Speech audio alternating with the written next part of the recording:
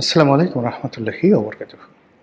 সম্মানিত দর্শক, দুনিয়া কাঁপানো, বিশ্ব তোলপাড় করা ইরান এবং আমেরিকার যে যুদ্ধ সম্ভবত খুব দ্রুত শেষ হতে চলেছে। এই কারণ হলো যে উভয় পক্ষ তাদের ধৈর্য শক্তি হারিয়ে ফেলেছে এবং উভয় পক্ষ তাদের যে ক্ষয়ক্ষতির চূড়ান্ত পর্যায়ে পৌঁছে গেছে এবং অভাবিত বিষয়গুলো এই যুদ্ধের ময়দানে ঘটে যাচ্ছে। ইসরায়েল সম্পর্কে যে মিথ ছিল যে ইসরায়েলের আকাশে বিদেশি কোনো বিমান উঠতে পারবে না তাদের হুকুম ছাড়া, তাদের যে স্বয়ংক্রিয় আকাশ প্রতিরক্ষা ব্যবস্থা যেটাকে বলা হয় আয়রন ডোম সিস্টেম, এটা এতটা সুরক্ষিত যেটা চড়াই পাখিও ইসরায়েলের আকাশে ঢুকতে পারবে না, এরকম যে প্রচার করা হতো। এবং ইসরায়েলের এই প্রচারটা এত বেশি ছিল যেহেতু বিশ্ব গণমাধ্যম তাদের হাতে, যে আমেরিকা মনে করতো যে আমেরিকার চাইতেও তাদের আকাশ প্রতিরক্ষা ব্যবস্থা মানে ইসরায়েলের আকাশ প্রতিরক্ষা ব্যবস্থা ভালো।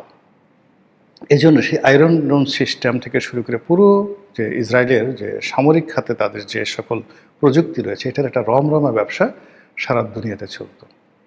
এই যুদ্ধের ফলে ইসরায়েল এবং আমেরিকা সেই দম্ভ চুরমার করে দিয়েছে। ইসরায়েলের আকাশের যে প্রতিরক্ষা ব্যবস্থা অলমোস্ট 80% ধ্বংস হয়ে গেছে। This the reality. 2 নম্বর হলো যে আমেরিকার যে B-2 বোমারু বিমান, আকাশে যে রিফুয়েলিং যে বিমানগুলো আছে, মাইলের পর মাইল যে তাদের F-35 যে বিমানগুলো রয়েছে অত্যাধুনিক জঙ্গি বিমান, সেগুলো হাজার হাজার মাইল সেই পথ অতিক্রম করে আকাশেই আবার নতুন করে ফুয়েল নিয়ে তারপর একটা দেশে নিখুঁতভাবে বোমা মেরে তারপর আবার ফিরে যেতে পারে। এই যে মিথ, এই যে আতঙ্ক সারা পৃথিবীতে, সেই F-15 থেকে শুরু হয়েছে, F-15 থেকে এখন F-35, এই বিমানের যে দাপট, এই দাপট নিয়ে সারা পৃথিবীর যে মিথ ছিল ভেঙে দেওয়া হয়েছে বা ভেঙে গেছে। থার্ডলি হলো ওদের বড় বড় যে সামরিক জাহাজগুলো রয়েছে, এক একটা সামরিক জাহাজে 8,000 9,000 এক ডিভিশন থেকে 1.5 ডিভিশন সৈন্য থাকে এবং এদেরকে বলা হয় ত্রিমাত্রিক সৈন্য। এবং এরা মার্কিন মেরিন হিসাবে আমেরিকার সেনাবাহিনীতে সবচেয়ে চৌকুশ কর্মকর্তা হিসেবে পরিচিত। তারা মরুভূমিতে যুদ্ধ করতে পারে, আকাশে যুদ্ধ করতে পারে, সমুদ্রে যুদ্ধ করতে পারে এবং স্থলে যে সবচেয়ে পাহাড় পর্বত সব জায়গায় তারা যুদ্ধ করতে পারে। ফলে মার্কিন মেরিনের নাম শুনলে পৃথিবীর অন্য যে সকল যোদ্ধা জাতি রয়েছেন বা যোদ্ধা যে বাহিনীগুলো রয়েছে তাদের মধ্যে এক ধরনের কম্পন তৈরি হয়ে যেত। এই জিনিসগুলো ভেঙে গেছে। এখন মার্কিন মেরিন নিয়ে মধ্যপ্রাচ্যের কোনো দেশে কোনো ভীতি নেই। তাদের যে সকল যে রণতরী, বিখ্যাত বিখ্যাত বড় বড় রণতরী, যেগুলোতে এই যে 8,000 বা 1.5 ডিভিশন 2 ডিভিশন সৈন্য থাকে, তো এইগুলোর যে সক্ষমতা, পারমাণবিক সক্ষমতা, বছর পর বছর তারা এই পরমাণু শক্তিতে চলতে পারে। তাদের যে সাবমেরিনগুলো, তাদের যে টর্পেডোগুলো, তাদের যে মাইনগুলো, তাদের যে এই যে বিমানে যে সকল এই রণতরীতে যে সকল বিমান থাকে তাদের সক্ষমতা এবং এই সকল জাহাজের যে ম্যাসিভ যে সামরিক ক্ষমতা, এটি নিয়ে যে প্রচার এবং প্রপাগান্ডা চালাচ্ছিল যে এই ধরনের যদি কোনো জাহাজ কোনো পোতাশ্রয়ে আসে, কোনো দেশের কাছাকাছি আসে, ওই দেশ মরা ছাড়া তাদের কোনো উপায় নেই। 1971 সনে আমাদের এখানে মার্কিন এই নৌবহরের 7ম নৌবহর, খুব বিখ্যাত ফ্লিট ছিল, তারা সেই 7ম নৌবহর বঙ্গোপসাগরে আসবে এই ভয়ে আমাদের মানে গ্রামগঞ্জে সেই দেখা গেল যে অজপাড়া গায়ের যে কফিল উদ্দিন লেখাপড়া জানে না, সেখানে শুনছে আমেরিকার 7ম নৌবহর আসছে, তার পায়খানা প্রস্রাব বন্ধ হয়ে গেছে ভয়। আমরা ছোটোকালে এটা দেখেছি, মার্কিন 7ম নৌবহর আসতে, আমি কিছুই জানি না 7ম নৌবহর কি, এটা কি 7টা নৌকা না 8টা নৌকা নাকি কি, কিচ্ছু জানতাম না, কিন্তু আমাদের ভয় লাগতো। সেই ভয়টা ধীরে ধীরে তারা জেরাল্ড ফোর্ড, আব্রাহাম লিঙ্কন, এরকম নানা রকম বড় বড় যে প্রেসিডেন্ট আছেন তাদের নামে যে সকল রণতরী রয়েছে এবং এক একটা রণতরী দেখিয়ে শুনিয়ে সারা পৃথিবীতে যে আতঙ্ক তৈরি করেছেন এই যুদ্ধের ফলে, সেই আতঙ্ক চলে গেছে। অনেকগুলো তাদের যুদ্ধজাহাজ আক্রান্ত হয়েছে, অনেক সৈন্য মারা গেছে, অনেক যুদ্ধজাহাজ মানে মেরামত করার জন্য পারস্য উপসাগর থেকে সরিয়ে আনা হয়েছে এবং অনেক যুদ্ধজাহাজ সেখান থেকে পালিয়ে গেছে এবং ওখানে দায়িত্ব করার মতো দুঃসাহস এখন পারস্য উপসাগর হরমুজ প্রণালীতে নেই। ডোনাল্ড ট্রাম্প সমস্ত আরব রাষ্ট্র থেকে শুরু করে সারা দুনিয়ার লোকের কাছে সাহায্য চাচ্ছেন। জাপান, অস্ট্রেলিয়া, কানাডা, আমেরিকার বাইরে যে সকল ন্যাটো সদস্য রয়েছে সবার কাছে তিনি সাহায্য চাচ্ছেন।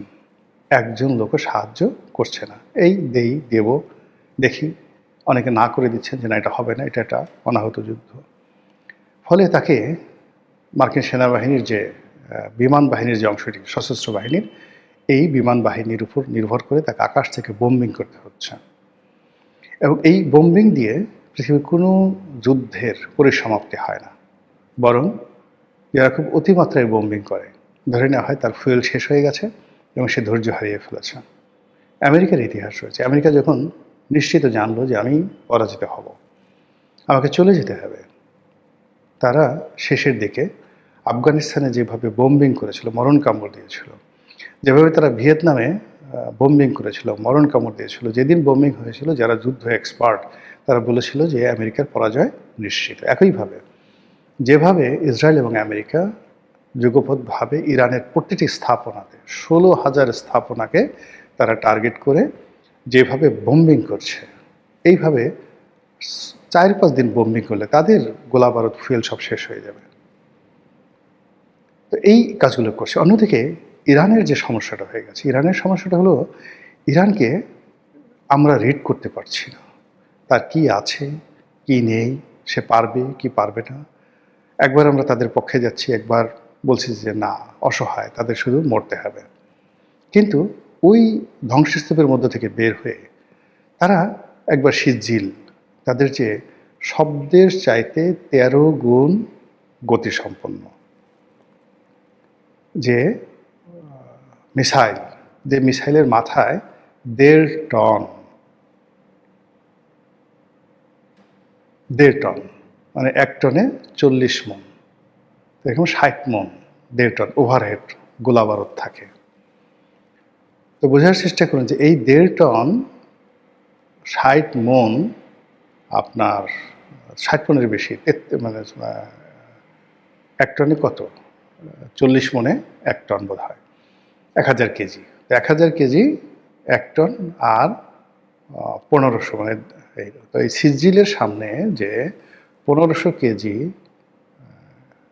পাওয়ার থাকে, গোলা বারুদ থাকে, সেটা ইসরায়েলে তারা ছেড়েছে এবং নিখুঁতভাবে টার্গেট করে সেই বোমার বিস্ফোরণ ঘটিয়েছে। 1.5 টন ওজনের বোমার বিস্ফোরণ ঘটিয়েছে তাদের সেই সিজিল মিসাইল দ্বারা। অভাবনীয়, কল্পনাই করা যায় না। যেখানে একটা পিস্তলের ছোট্ট একটা বুলেট, তো সেই একটা বুলেটের মাথায় কতটুক, আধা গ্রাম বারুদ থাকে কিনা যথেষ্ট জানি না, সে আধা গ্রাম বারুদের দাপটে যে পিস্তলগুলো আছে, সেই পিস্তলগুলো কোনো পিস্তল, আমি পিস্তলের কথা বললাম, অন্যান্য নন ইফেক্টিভ, কোনো পিস্তল আছে যারা প্রায় আধা কিলোমিটার পথ, 500 মিটার পথ গিয়ে একটা ডাইরেক্ট জায়গা থেকে শ্যুট করতে পারে, এত পাওয়ারফুল। পেট্রোবারেটার যে পিস্তলগুলো রয়েছে, ওয়ালথারের যে পিস্তলগুলো রয়েছে, অত্যন্ত ইফেক্টিভ। আর AK-47 থেকে শুরু করে কালাশবিক যে সকল মারণাস্ত্র রয়েছে, তো এইগুলো মানে এইগুলির ইফেক্টিভনেস নিয়ে কল্পনাই করা যায় না। তো সেখানে যদি ধরুন 1 গ্রামও নয়, মিলিগ্রাম বারুদের যদি ওই অবস্থা হয়, তাহলে 1.5 টন বারুদ, 60 মণ বারুদ যেখানে পড়ে, সেখানে কি পরিমাণ ধ্বংস হয়েছে ইসরায়েলে বোঝার চেষ্টা করুন। তছনছ হয়ে গেছে, যেগুলোর ছবি আমরা পাচ্ছি না। তো এই যে একটা অবস্থা চলছে, সেই অবস্থার সঙ্গে সঙ্গে ইরানের যে সর্বোচ্চ ধর্মীয় নেতা, তিনি সপরিবারে নিহত হয়েছেন। এখন নতুন যে ধর্মীয় নেতা, তাকে বলা হচ্ছে যে মস্কোতে সরিয়ে নেওয়া হয়েছে। তিনি ঠিক 1 মিনিটের জন্য প্রাণে বেঁচে গেছেন, বা 1 সেকেন্ডের জন্য প্রাণে বেঁচে গেছেন। এর বাইরে তাদের যে বেশ কয়েকজন, 3 জন যে RGC, যেটা যে বাহিনীটি মূলত এই মুহূর্তে যুদ্ধ করছে, তাদের বিপ্লবী বাহিনী যেটি, তো সেই বিপ্লবী বাহিনীর কমান্ডার ইন চিফ, 3 জন কমান্ডার ইন চিফ পরপর নিহত হয়েছেন। ফলে এটি তাদের জীবন মরণ এবং অস্তিত্বের বিষয় হয়ে গেছে। তাদের বক্তব্য হলো যে কোনো মূল্যে আমরা এর প্রতিশোধ নেবই, প্রতিশোধ না নিয়ে আমরা বাঁচব না। তো এই যে একটা মানুষ যখন তার নিজের জীবনের মায়া ত্যাগ করে ফেলে, তখন সেখানে কি তৈরি হয়? এই মুহূর্তে ইরানের যে আর্মি রয়েছে, স্থলযুদ্ধের জন্য আর্মি, তাদের যে অস্ত্র রয়েছে, তাদের সাধারণ মানুষের যে সামরিক ট্রেনিং রয়েছে, তাতে করে মধ্যপ্রাচ্যের যে যুদ্ধ, সেই যুদ্ধ কোন পর্যায়ে যাবে কল্পনাই করা যায় না। ফলে আকাশ যুদ্ধ থেমে যাবে। আকাশ যুদ্ধ থেমে যাওয়ার পরে মধ্যপ্রাচ্যে যে সৌধ তৈরি করেছে, সেই সৌধগুলো, আমি কোনো দেশের নাম বললাম না, ইরানের যে স্থলবাহিনী, তারা যদি মুভ করে, এই স্থলবাহিনী তাদের 1 ঘন্টা লাগবে এ সকল বিত্তবিলাস বৈভবে যে সকল আমেরিকার দোসররা মধ্যপ্রাচ্য শাসন করছে তাদেরকে দখল করতে। আর তখন আমেরিকা এই পুরো মধ্যপ্রাচ্যের বড় বড় শহরগুলোতে কয়টা বোমা মারবে? কয়টা বোমা তাদের আছে? এবং ওই এলাকাতে বোমা মারলে তাদের অর্থনীতি, এই যে তাদের যে ব্যাংক, বিমা, যা কিছু তো মধ্যপ্রাচ্যে। তো সব মিলিয়ে এই যুদ্ধ এমন একটা চূড়ান্ত পর্যায়ে চলে এসেছে যে আগামী 2 সপ্তাহের মধ্যে এই যুদ্ধের যে ফলাফল, এটা নির্ধারিত হয়ে যাচ্ছে সম্ভবত। হয়তো মানচিত্র থেকে অনেক দেশ হারিয়ে যাবে, ইরান হারিয়ে যাবে, অথবা মানচিত্র থেকে, ইতিহাস থেকে, ঐতিহ্য থেকে আমেরিকার যে প্রভুত্ব, সেটাও হারিয়ে যেতে পারে। বিশ্ব নতুন একটা পরিস্থিতির মোকাবেলা করতে পারে। এই পৃথিবীতে নতুন করে হানাহানি, নতুন করে বিশ্বযুদ্ধ, নতুন করে দুর্ভিক্ষ,